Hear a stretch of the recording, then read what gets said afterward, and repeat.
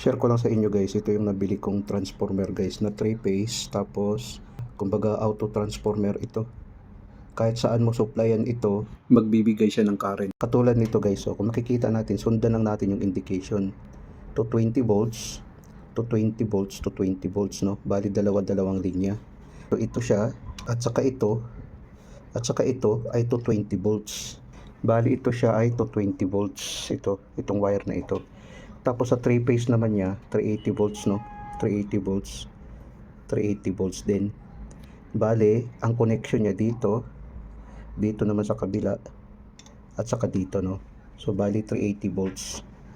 Kung susuplayan mo ito ng 380 volts, magbibigay ito ng 220 volts.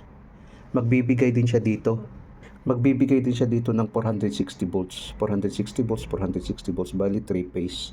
Kumbaga, pag maglagay tayo ng 380 volts, magbibigay din siya ng 460 volts. Pwede rin siya magbigay ng 480 volts. Mayroon din tayong neutral. Ito yung transformer guys. So, meron siyang 220 volts, 380 volts, 460 volts, 480 volts plus neutral. Binili ko ito guys para sa vlogging.